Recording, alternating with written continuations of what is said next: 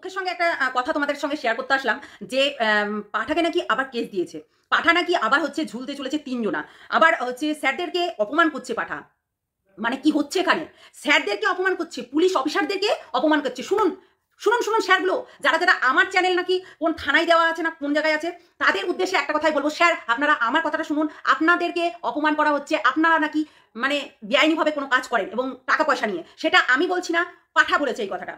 তো আপনারা যদি প্রমাণ চান অবশ্যই দেবো, এই চ্যানেলে আমি দিতে পারবো না, ঠিক আছে? প্রমাণ চাইলে অবশ্যই দিতে পারি আমি, কেন সেই প্রমাণটা আমার কাছে আছে যে ও যে আপনাদেরকে বদনাম করছে, ঠিক আছে? ও এটা কি ঠিক হচ্ছে? এর আগেও আপনাদেরকে ঘুষখোর বলেছিল, আপনাদেরকে ঘুষখোর বলেছিল এর আগেও, আবারও বলেছে যে আপনারা নাকি ঘুষখোর, ঠিক আছে? একজনা না কিন্তু, ওর ফ্যামিলির মানে পাঠা বলেছে, পাঠার মা বলেছে আপনারা নাকি ঘুষখোর। এটা কি সম্ভব? দেখো, তোমরাই দেখো, বলছে কেস খেয়েছে, আবারও 3 জনকে ঝুলিয়ে দেবে, হেন তেন এইসব উল্টা পাল্টা যা মুখে আসছে তাই বলে দিচ্ছে, আবার হচ্ছে স্যারদের নামে বদনাম করছে। ভাবা যায় প্রশাসনকে বদনাম? মানে কি অবস্থা? পাঠার কি হয়েছে তোর? কি হয়েছে কি? তুই এটা ভুলে যাচ্ছিস কেন যে স্যারদেরকে তুই বদনাম করছিস? এর আগেও তুই বলেছিলি, সেই ভিডিওটা তোকে প্রাইভেট করতে হয়েছিল, এখন আবারও ভিডিওটা করেছিস যে স্যারদেরকে তুই এরকম ধরনের কথাগুলো বলছিস।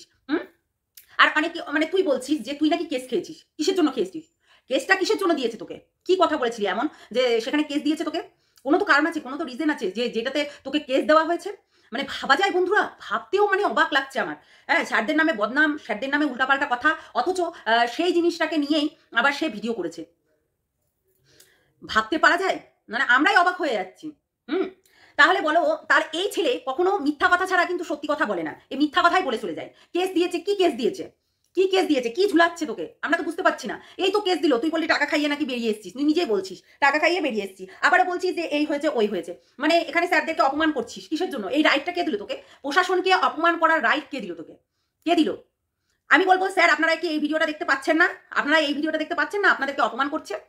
আপনাদেরকে স্টেপ নেওয়া উচিত, যে আপনাদের নামে বদনাম করছে সোশ্যাল মিডিয়ায় এসে, আর আপনারা সেটা চুপ করে দেখছেন কেন?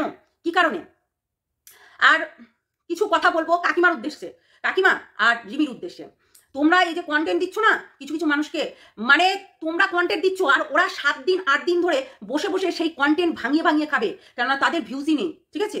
ভিউজই নেই, ওই জন্য তাদের কাছে এই ভিউজটা প্রচন্ডভাবে ম্যাটার করে। আর তোমরা যদি একটুতেই মানে ফুস করে উঠো, আর ও বাস্টিং হয়ে যাবে, বুঝেছো? তোমরা ফুস করে উঠবে, ও বাস্ট হবে। মানে ও এটাই চাই যে তোমাদের মুখ থেকে কথা বলানোর জন্য। আর ডিভোর্স ডিভোর্স ডিভোর্স ডিভোর্স, হ্যাঁ ডিভোর্স ডিভোর্স কি দিয়ে দিয়েছিস? ডিভোর্স ডিমি দিয়ে দিয়েছিস তুই? জিমি ডিভোর্স দিয়ে দিয়েছিস, ভালো করেছিস। বেঁচে গেল বেচারা। এবার বিয়ে কর। পাঠাই, এবার তুই হচ্ছে রক্ষিতাকে আর রক্ষিতা করে রাখিস না, পুরো ঘরে একদম সিঁদুর তুলে দিয়ে নিয়ে চলে আয়, ঠিক আছে? একদম সিঁদুর তুলে দিয়ে নিয়ে চলে আয়। রক্ষিতাকে আর রক্ষিতার মতো রাখতে হবে না, ঘরের মধ্যে নিয়ে চলে আয়। আমার মনে হয় তাই হবে। কেননা এই ডিভোর্স নিয়ে একটা কথা বলি। তোমরা জানো ডিসেম্বর মাসে একটা অনেক কলেজে গোপন তথ্য থেকে কথা শুনেছিলাম কিছু মানুষের, যে সেই মানুষটা বলেছিল যে ঈশানীর মা, ঠিক আছে, ঈশানীর মা বলেছিল যে ডিভোর্সটা যদি এই মাসে যদি না হয় তাহলে আমি একটু হাতে সময় পাবো, আর সেই সময়ের মধ্যে কিছু যে করবে সেটা শুনেছিলাম।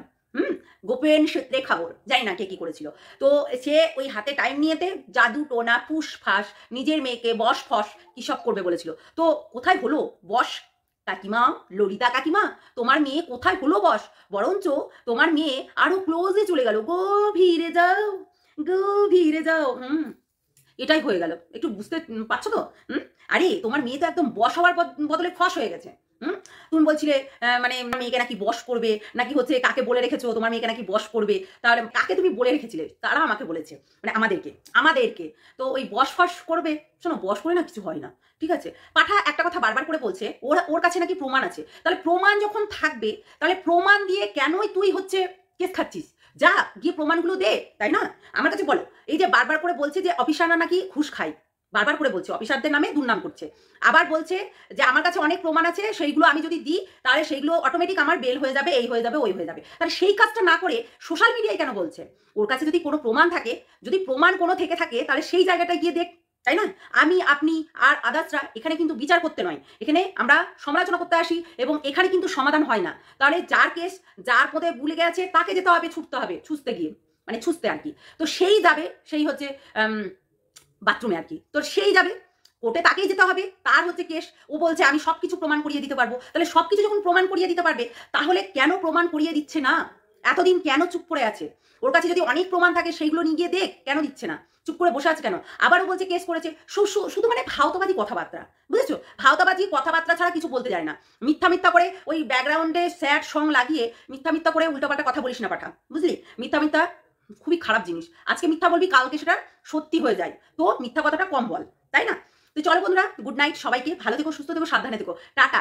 নেক্সট ভিডিওতে অনেক কিছু বলবো। যাই হোক, মানে কিছু বৌদি বৌদি বৌদি দেউরের ঘষা মাজার কিছু কথা বলবো। তো ওই জন্যই আর কি। চলো টাটা, সবাই ভালো থেকো, সুস্থ থেকো, সাবধানে থেকো। টাটা।